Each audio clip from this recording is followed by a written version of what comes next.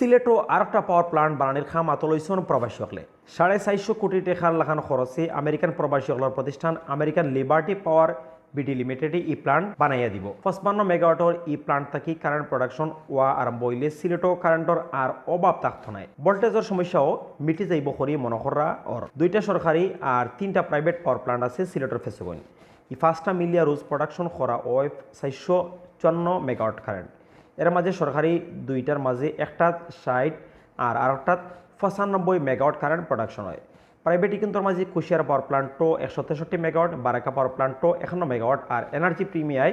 48 megawatt current production হয় এই plant কিন্তু খান্দাত বানানি ওর আমেরিকান প্রবাসী হলের প্রতিষ্ঠান আমেরিকান লিবার্টি পাওয়ার বিডি লিমিটেডর 55 মেগাওয়াটর নয়া প্লান্ট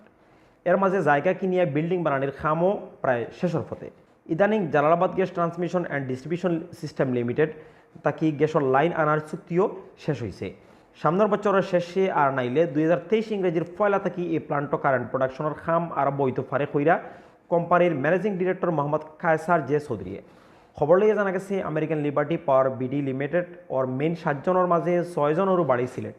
আর বাকি একজন ইরাক কুমিল্লার আমেরিকান এই 7 জনে ও ফয়লা বাংলাদেশও ইনভেস্ট করা প্রধানমন্ত্রীর ডাকে তারা দেশও ইনভেস্ট করাত আইসেন মোহাম্মদ কায়সার জে চৌধুরী সাংবাদিকলরে কইসুন 2012 ইংরেজিত প্রধানমন্ত্রী শেখ হাসিনায় আমেরিকাতে কনফারেন্স ও প্রবাসীসকলরে বাংলাদেশে ইনভেস্ট করার কথা কইছিল প্রধানমন্ত্রীর কথা শুনিয়া তারা 2013 ইংরেজিত American Liberty Power BD limited নাম দিয়া ডাকাত অফিস চালু করছেন ওই সময় বিদ্যুৎ আর জ্বালানি মন্ত্রণালয়ের আইপিপি টেন্ডারে 55 মেগাওয়াট কারেন্ট প্রোডাকশন করার খাম পাইছেন তারা কোম্পানি আরও জানাইছে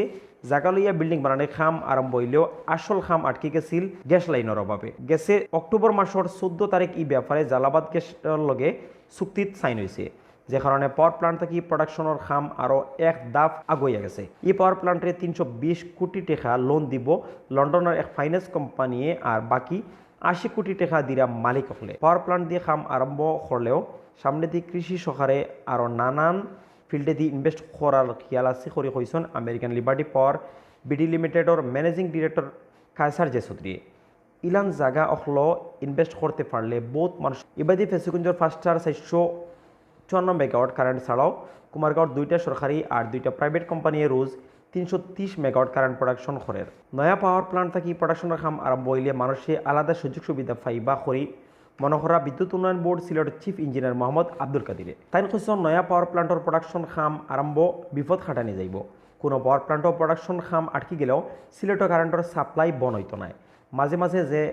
লো ভোল্টেজের সমস্যা হয় একটাও আর থাকতো নাই